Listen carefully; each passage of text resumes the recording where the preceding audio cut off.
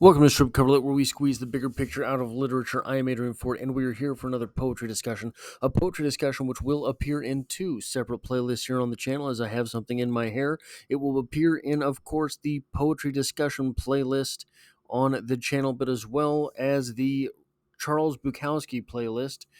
I don't know if I was imagining things or what was going on there. The Charles Bukowski playlist, which has only Charles Bukowski poems. The poem in question today is Layover, but we will have a cameo from the greatest poet who ever lived. The poem from Bukowski reads as such: Making love in the sun, in the morning sun, in a hotel room above the alley where poor men poke for bottles, making love in the sun, making love by a carpet redder than our blood, making love while the boys sell headlines and Cadillacs, making love by a photograph of Paris and an open pack of Chesterfields, making love while other men, poor folk, work. That moment to this. Maybe years in the way they measure, but it's only one sentence back in my mind.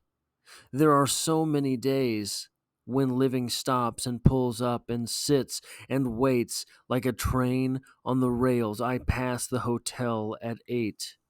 And at 5, there are cats in the alleys, and bottles, and bums. And I look up at the window and think I no longer know where you are.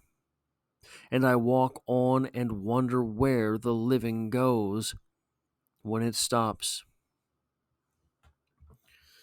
Maybe you caught a peek of that next poem, but what I want to concentrate on here, um, where is it? That moment to this may be years in the way they measure, but it's only one sentence back in my mind. The metaphysics at work there. And then later,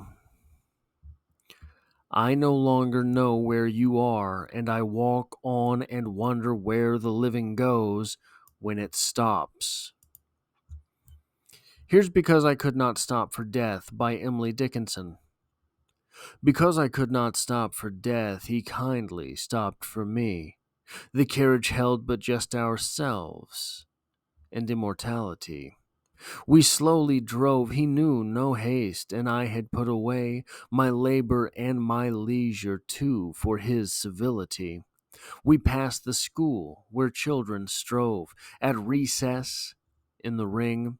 We passed the fields of gazing grain. We passed the setting sun, or rather, he passed us.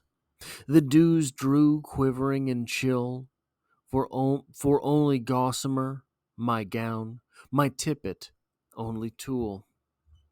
We paused before a horse that seemed a swelling of the ground. The roof was scarcely visible, the cornice in the ground. Since then, 'tis centuries and yet feels shorter than the day I first surmised the horses' heads were toward eternity. So both of these poems have this idea of getting lost, this idea of getting lost in time, this idea of becoming nothing, maybe. Maybe that is the right term. Maybe it's not. Tell me if you argue, but I think maybe it's closer to the right term than not. Both of our speakers are lost in something.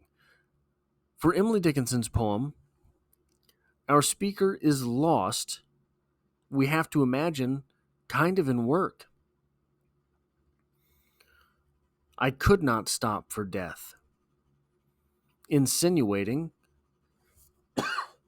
pardon me, there is a reason why our speaker could not stop for death. Not did not want to.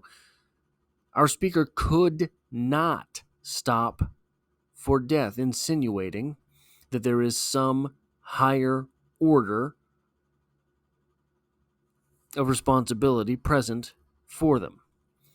In Bukowski, our speaker is lost in time making love.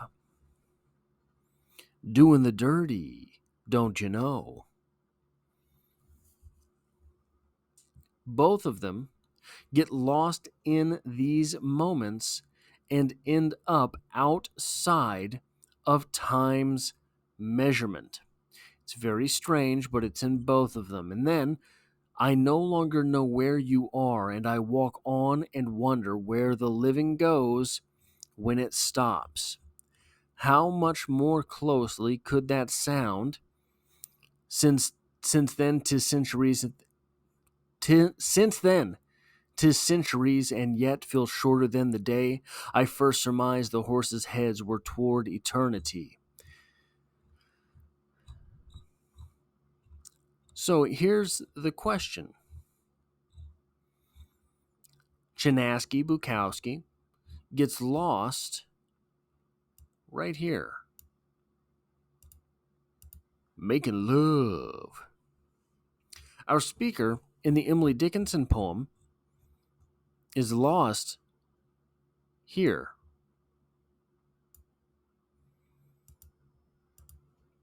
In the past.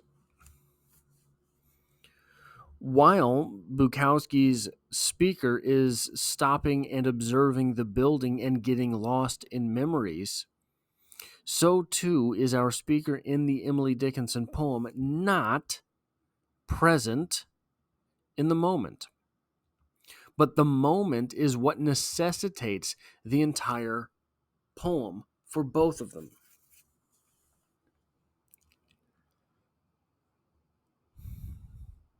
Is there something particularly poetic about being lost in our lives?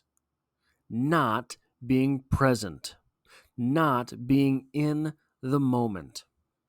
Both of our speakers, one who has lost his life to making love, and the other who has lost his life to we don't know what. It is difficult to say that either of them really believes that there is any alternative to the way that they have done, to the way that they are doing. That's sad about the human experience, isn't it? That presentness, mindfulness, is so fleeting. One of the practices that gets people to focus, that helps people with all sorts of things in their life, is the practice of meditation. The practice of meditation, basically just mindfulness, extenuating mindfulness that does not care about what else is going on, as I suppose mindfulness would not. But meditation builds the skill of mindfulness.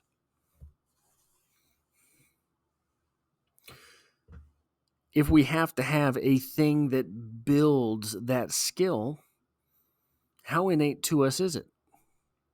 Is mindfulness, presentness, something that is altogether foreign from the human experience, something that has to be imported from the realm of ideas, ironically?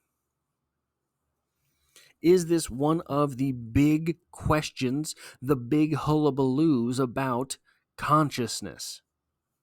We don't really understand all that much about consciousness, about being present, about being here, about what that means, about when you close your eyes and you roll the memory reel. How are you seeing those things? Because those things are somehow encoded into the gray matter between our ears. If there is something all that foreign to mindfulness, if there is something all that foreign to presentness, what does that imply about the human condition? What does that imply about whether or not the Buddhists are real, that life is suffering? I don't know. That's all I have for this poetry discussion. If you enjoy or appreciate what I do here on the channel, hitting the like button really does help me out on the channel, as it tells YouTube to share this video with other literature lovers. And if you find yourself here by chance but not design, literature is the only thing that I talk about on this channel, dropping poetry every Mondays. So be sure to be back for that. And hey, I hope to have you back for the next video in general.